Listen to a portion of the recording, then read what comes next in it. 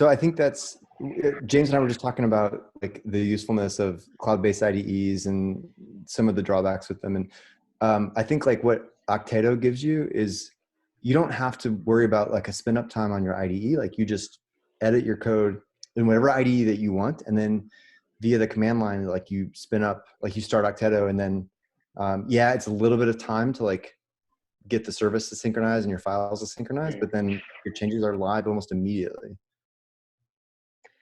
Yeah, I guess I think the thing we were also talking about was like the distinction between like the web IDE today and the use case that everyone loves it for is you click it and it's just like instantly there. You make your edit and you close it. Like it's a very different task. Like, because it's a lot of the things I use the IDE for. Like I have no real integrations with. Like I'm using it for editing a markdown doc, fixing a typo here or there, and writing a release post. And although sometimes it would be nice to have like more validation or more tools, like I don't need a full development environment. The thing I like it for is that it's like way faster than doing things locally. Like I have all the projects that I'm editing locally 99% of the time. And so really what I'm comparing it to, is it faster to create a branch and like make an edit and push it from my local environment, or the web IDE? Right. So it's like a performance thing. It's like fewer clicks to do it in the application interface, and it's fast to do it in the application interface. I think it's a different use case and a different set of criteria that the developer would use to determine, do I want to actually write code and preview an application and have a development environment in the browser? But I think the local integration, I don't think with you like have to be limited to a browser though. I think that's right, kind of the interesting thing is like you could use an IDE in a browser, or you could use one locally. It doesn't matter. Yeah, and I think that's really interesting, like having the server-side development environment to local, and maybe in the future to a web interface. Because I've tried, like Camille wrote that Kubernetes or cloud GDK thing, because like even with my powerful MacBook, like running the GDK locally sets it on fire. It like I'd rather have a giant box in the cloud that's catching on fire, that's someone else's problem, rather than it being on my lap.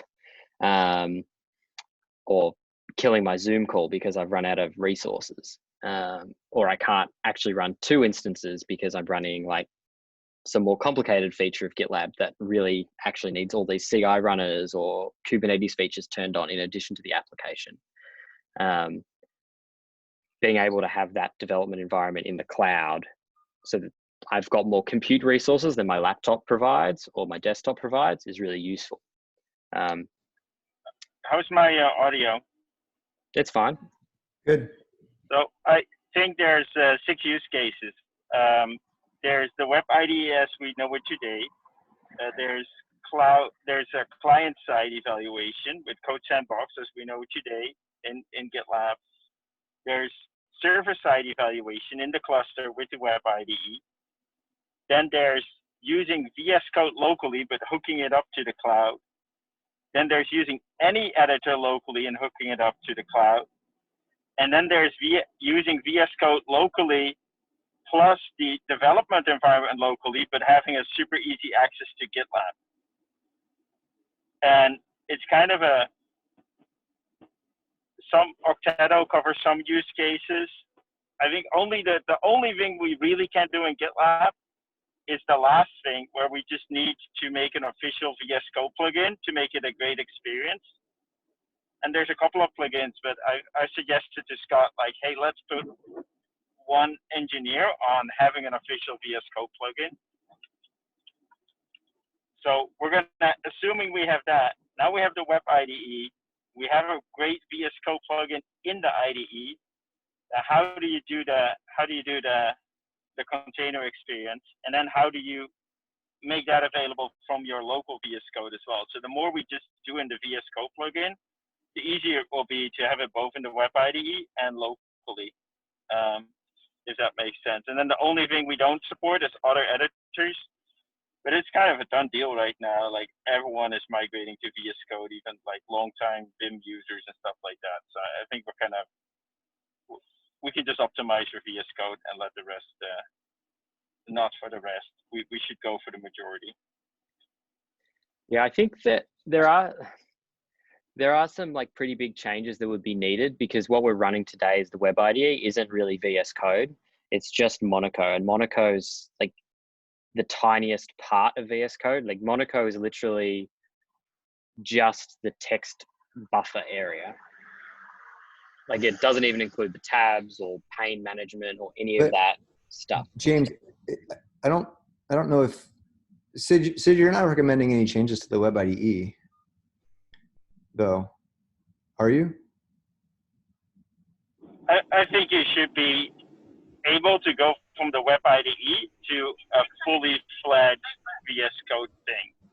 I see. I missed that connection. VS Gotcha. Code. That it shouldn't be the default experience, but I should be able to kind of hit the button and upgrade. And it should work with VS Code plugins, and we make a great plugin so that whether I'm using something locally or so the Web IDE upgraded, in both cases, I can run my whole dev environment on the connected cluster. Yeah, so that makes more sense to me. I think like having that sort of like Web IDE Lite and then Web IDE cluster or whatever we call it, like they're both the Web IDE. You launch the Web IDE and then you click a button to like upgrade. That sort of also sounds like a much easier sort of pathway to iteration, because you can sort of like, they're two separate things. You can optimize for the different use cases and provide like a clear pathway between them. And maybe as projects and technology evolves, they could be refactored into some sort of more single unified thing. But at least for the purpose of iteration, I think it'd be much faster to just spin up like some totally separate full-on IDE cluster experience and then work out how to connect it through and make seamless workflows and iterate on those workflows. Yeah, and it's almost like right now, the majority of developers do want their editor locally. So maybe we should just start with making our VS Code plugin connect to GitLab and connect to the stuff on the cluster. So more of a Octeto experience. And then if that takes off, we can always kind of bring it back to an online version. But then that way we kind of we save all the development effort of bringing VS Code into GitLab, because that's quite an effort. And we address like the majority use case, which is people having a local editor, but wanting to develop in the cloud, wanting to run it in the cloud. Yeah, I think it also provides a really good pathway for internal dogfooding. I know that there's a lot of people that struggle to run the GDK locally. Like if we could have a cluster solution, make it really easy to develop GitLab in the GitLab cluster, everyone would like adopt that really quickly. I can't imagine how many thousands of hours have been lost even in an organization with the skill of GitLab, just making GitLab work in the GDK.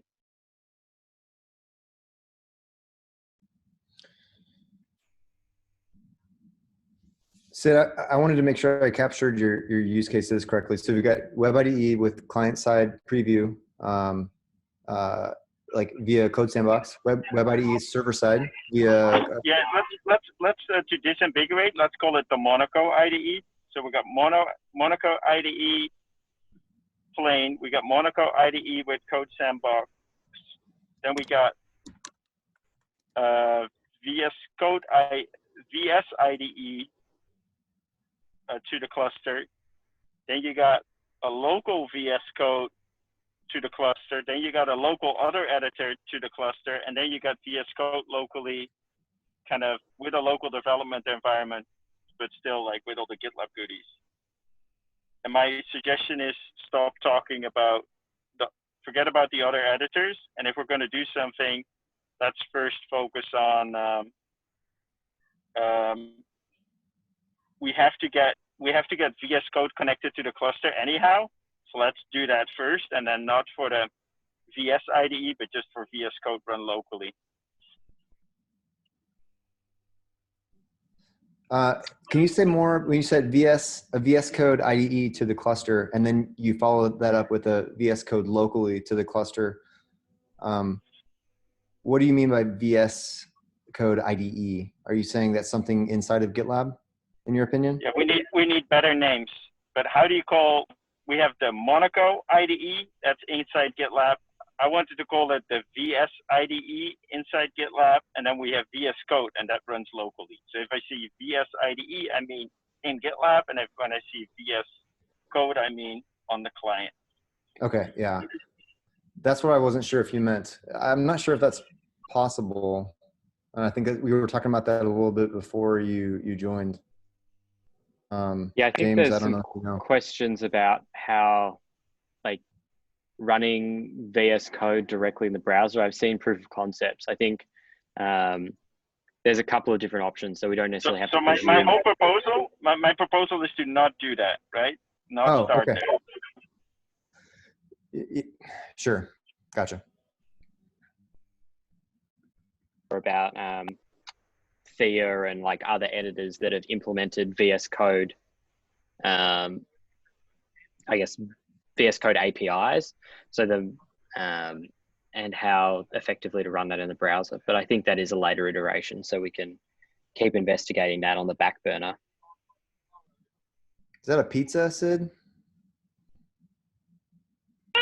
Yes, it is. Little star. Pretty good stuff.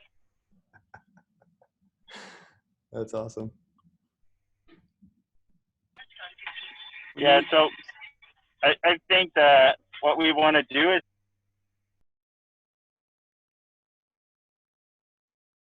Oh, we lost your experience.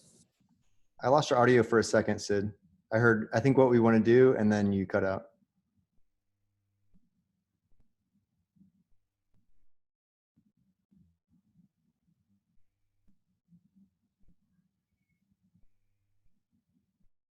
You're showing is muted. Yeah, and I can't actually tell if he's talking because I can't see his lips. Sorry, yeah. My audio dropped for a second because we had to restart the card. What were you saying? I think we didn't catch anything of what you just attempted to say. I didn't attempt to say anything. It's me breathing. You said, I think what we want to do, and then you literally cut out. Sorry. I think what we want to do is provide the Octator-like experience, but from a GitLab plugin in VS Code. Do you think that we should build Octeto or integrate with Octeto? Well, that depends a bit, but on the Octeto license and stuff like that, we can just reuse it. I'm fine with that. But like all this stuff about, oh, we'll just run something as a GitLab managed app. No one's installing GitLab managed apps, so I think it should be on by default as much as we can. Yeah. James and I were discussing Tilt before you joined, Sid. Do you have any experience with Tilt? No, I don't. Okay, it seems pretty similar. Actually, the DevPods thing that you linked as well, that was on Hacker News, seems also similar. Obviously, that's in the Jenkins ecosystem, so probably don't want to start there, but it seems like there's a few players in the space worth evaluating. The Tilt guys, I spoke with them a while back. I was just saying to Eric, I think Sid, you actually set up the meeting I had with them, and Victor's now there. So it'd be interesting to see what they're doing, where they've come in the last year, and whether their thing's fully open source and how well it works, as well as investigating other vendors and seeing how they work. Tilt specifically focused on microservices, it looks like not on anything that's like more, like it wouldn't work for GitLab, I don't think. So we have Gitpods, we have the Jenkins thing, we got Tilt, we got Octeto. So probably important to figure out like what the licenses are and who wants to work with us. We'll provide distribution, but also like they'll monetize less. Like that's what open source kind of is about. Like you get broader reach, but less monetization. I found that almost every single time, if they're not already open source, they will not change anything. So I we should ask, but we shouldn't waste too much time. If they haven't licensed it freely already, they're probably not going to change anything. Yep, makes sense. And like, it's a risk. Like, we'll offer it in our product, but for example, for Mattermost, it worked out really well. So I think we can do that, but people, it's all about the license. I think one challenge that like we need to consider is also like if we're going to run it on GitLab.com, how we offer a default on experience there, because like we've looked at CI runners before, which is sort of like a very GitLab specific way to do it. I don't think you run it on a CI runner. You probably give people a cluster, but at the same time, I do think you can use your CI/CD minutes, whether you use them on a cluster somewhere else. Like the user doesn't really care. But we should set up a cluster in the background. Right. Yeah. There's I think a pretty big amount of thinking to work out how we offer clusters in a sort of safe, secure way, and how we wrap that into our existing billing model. And I think from the user perspective, you're right, but I think there's a lot of questions about how we would actually implement that, because I don't think we have, well, as far as I'm aware, we don't have the ability to sort of spin up clusters that we're paying for today. Like all the clusters that are attached to GitLab are paid for directly by the user. I think this is typically like, let's first make it a success if people bring their own cluster, and then we can start figuring out other things. I think it's going to be 2 years before we're at that stage. Yeah, right. I mean, one question I have though is if we start with that approach and people are bringing their own clusters, like Kubernetes clusters, then that's very similar to a managed app, right?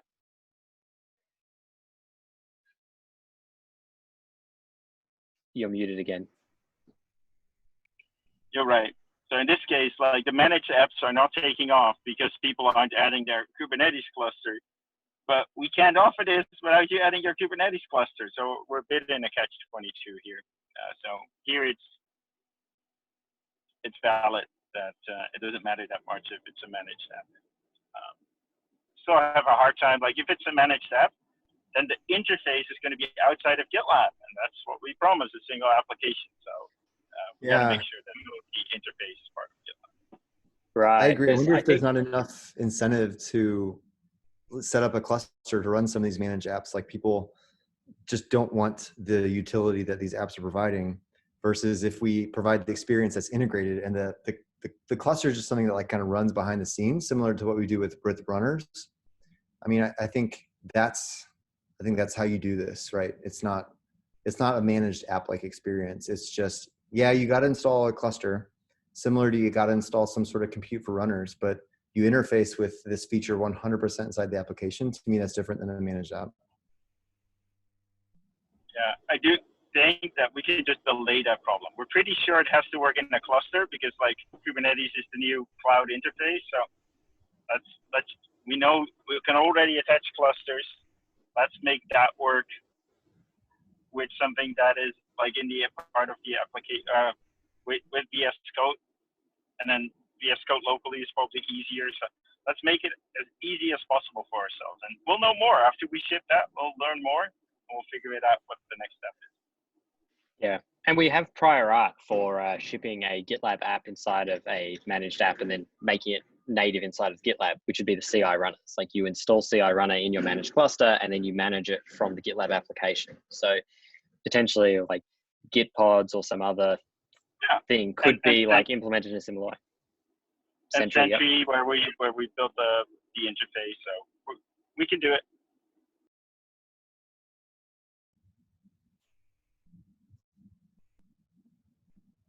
Cool. That's helpful. Thanks for hopping on, Sid, on your way to a party. We're just gonna look at the beautiful shorelines here. We're gonna go to Ocean Beach. Oh, awesome. Yeah. I didn't have anything else going on. I know Kai didn't. James is actually on his normal work day.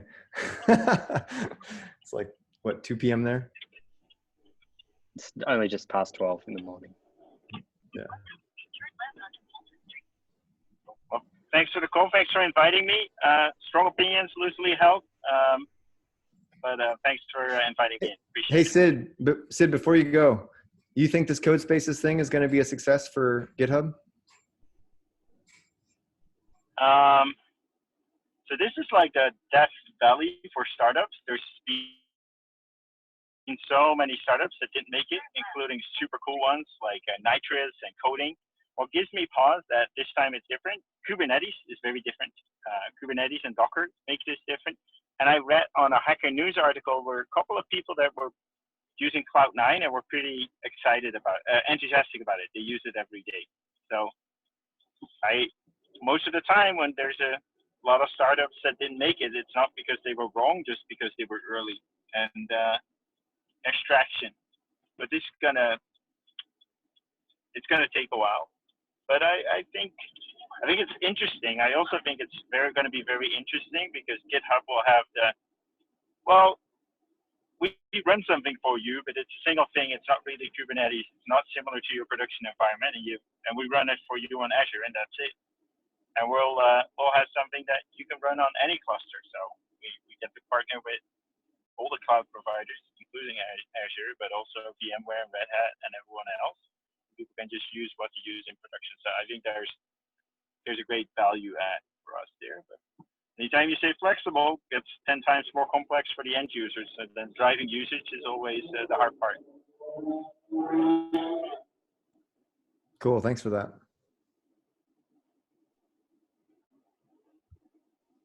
Great. Thanks, everyone. Thanks, everyone. All right. See y'all later.